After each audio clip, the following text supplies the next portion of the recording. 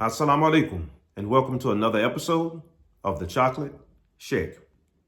Inshallah, today I like to deal with the topic of how it is that believers are perceived in the political arena. How is it that believing people are perceived by secular materialists and leftists? I think I've shared on this channel before that I fall to the left when it comes to American politics. I would be a person that would be looked at probably by the vast majority of Americans as someone who's a socialist. People who I believe that the people should have control of their government. I believe that everything in a secular democracy, should be democratized. That means we should democratize not only our politics, we should also democratize our economy. We should democratize these jobs, etc., etc. Everybody should have a word. Everybody should have a vote. Everybody should have a say about how it is their lives are going to be run in these secular democracies. Outside of that, we turn ourselves over to the capitalists, and the capitalists are telling you, we have the bread, so we make the rules, right? They have the money, they have the guns, and we make the rules. So we're basically talking about a step up from feudalism, because inside of these, basically it's an oligarchy. You do have some choice. You could choose between an evil and a lesser evil. And that's what they give us every 4 years, over and over and over again, and then take a lash and whip us into saying that that's what we should accept. When if you're an intelligent human being, you know, as I know, that you can overturn these systems. These systems could be overturned. They have been. Other countries have done them. Or you can start to institute the things that are necessary to pull power away from the oligarchs and put more power in the hands of the people. You can't do that under capitalism. Capitalism is going to tell you front and center that, look, we own it. I own this factory. I own these materials. You work for me, and I'll give you a little money for doing the job. And you should accept that and go home. And I can buy your politicians, and I can buy anything else I want, and you should be satisfied with that. And don't worry, we'll take care of you by giving you a little crumbs off the table. You'll be okay. Don't worry about it. We got you. We got some crumbs for you. We'll scrape from the table. You take them and be satisfied with that. So I've long past accepted that as a person whose ancestors came up from slavery. We know what it is. I'm talking about Black Americans. We know what it is to be chattel slaves. We know what it is to be looked at as a beast of burden, like a cow or a chicken or a horse, something that's in the field to plow for the master and to make sure that the master has the big house and he has everything he needs to have for himself and his family. We know what that is. We know what feudalism is, because after chattel slavery in this country, Black Americans went through feudalism, the same feudalism that the Europeans dealt with in the 1400s and 1500s and before that. We, as Black Americans, dealt with that in modern times right here in America until right about the time that I was born. So we know what that is as well. And we know what capitalism is, because we've been the victims of capitalism from the very first day.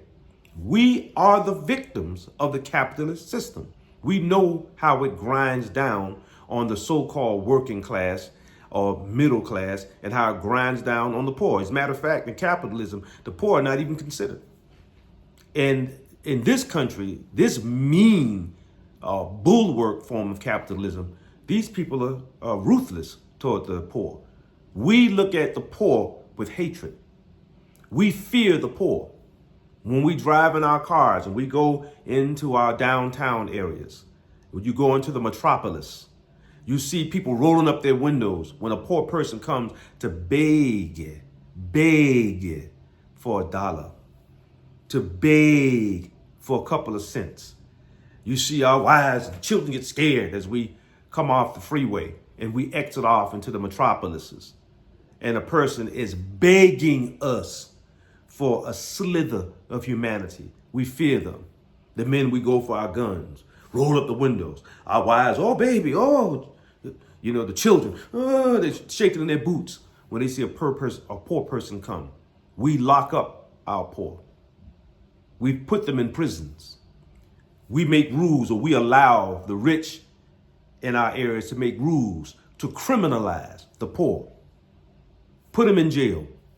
When we ourselves see them, when we're downtown in these areas and we go out for lunch and we see them, we hold our nose and turn our faces like these human beings that Allah subhanahu wa ta'ala put on this earth for our care. By the way, these people are here for us to care for. We're supposed to look out for one another.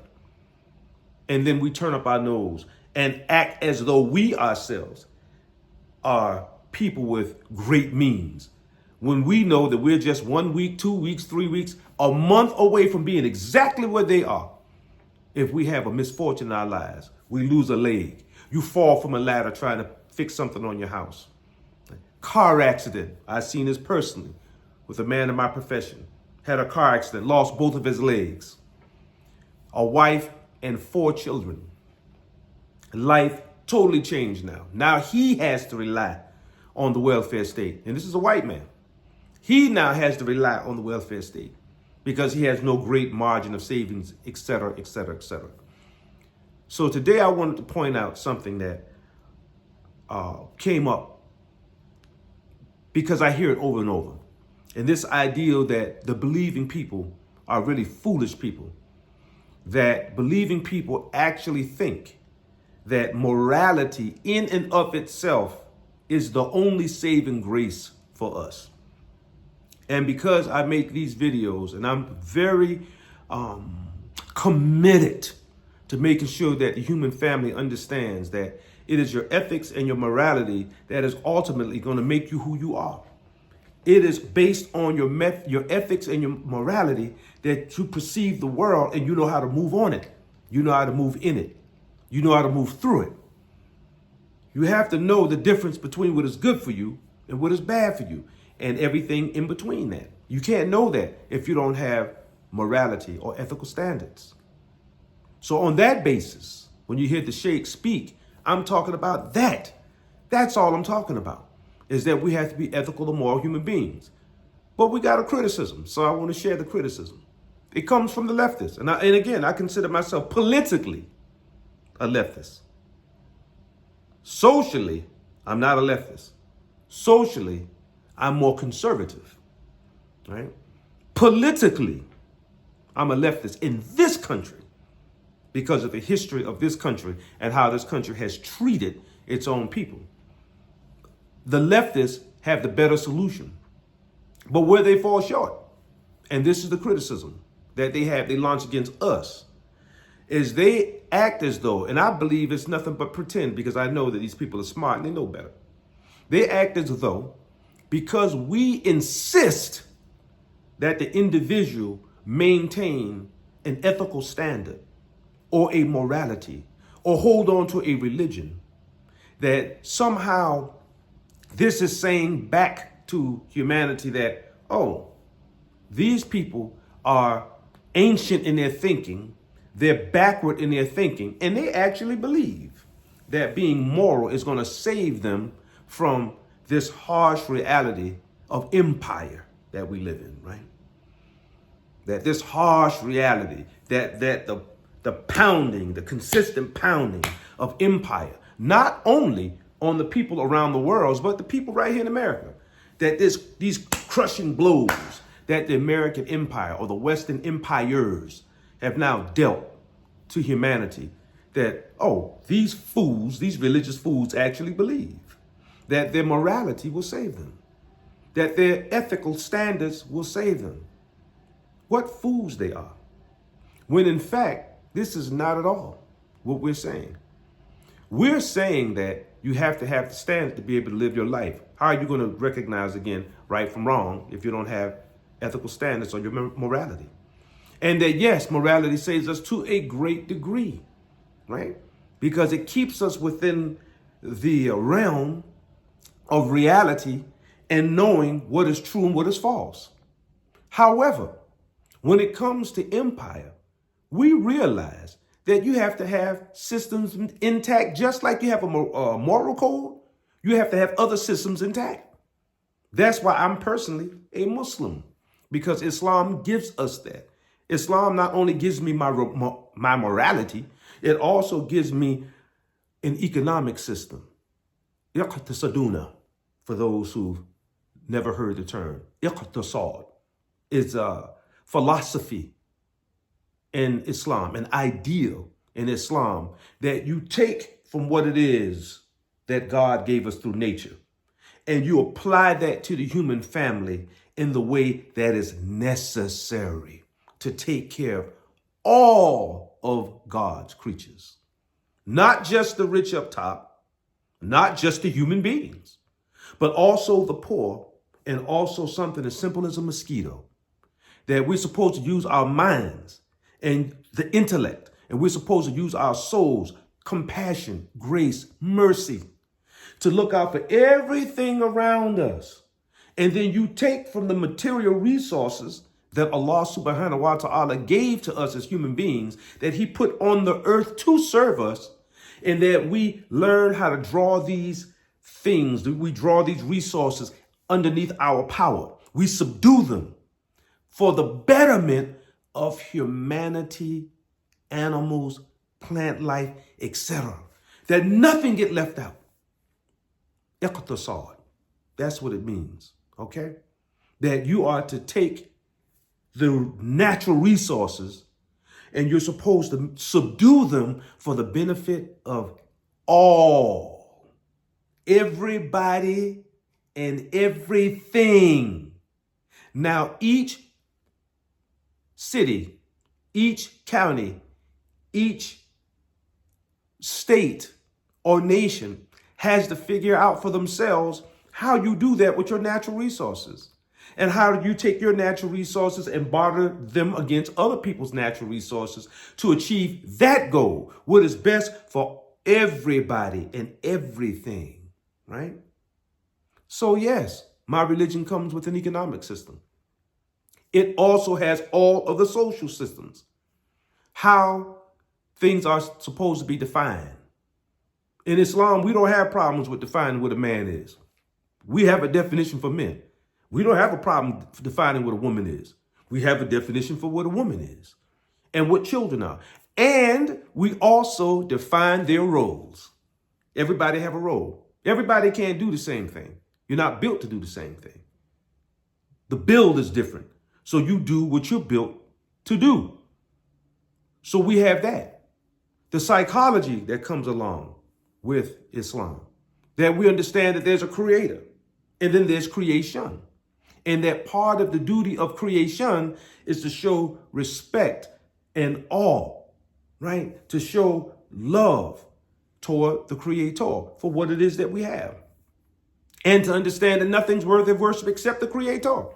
That if you find yourself worshiping women, if you're a man, or worshiping men, if you're a woman, or worshiping white folks, if you happen to be people who are oppressed by them, or you worshiping black folks because you were oppressed and now you're going over the top because now you got to make the black man God, right?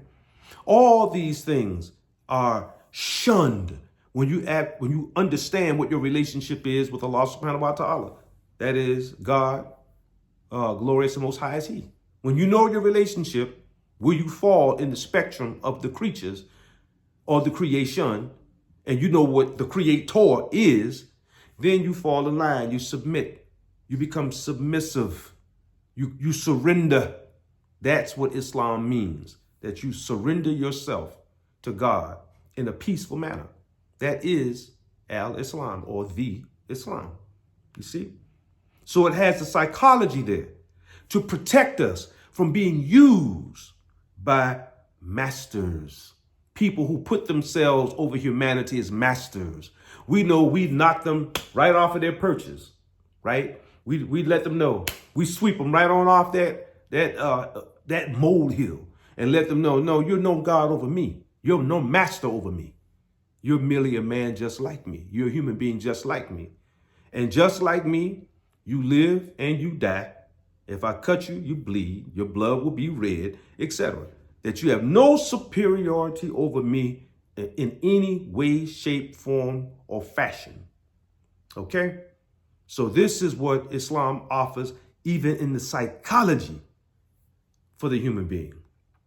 So when I hear criticism that comes from the leftist circles or the secular materialists, and they try to make the believing people look like we're fools because we believe, or that they make us look like we're fools because we say that we have to draw on our own ethics and morality as a way to save ourselves, not saying that that's the only way you save yourself, that you don't recognize the systems that are coming against you, that are fighting you, and that you have to build systems against those systems to fight them back and to repel them.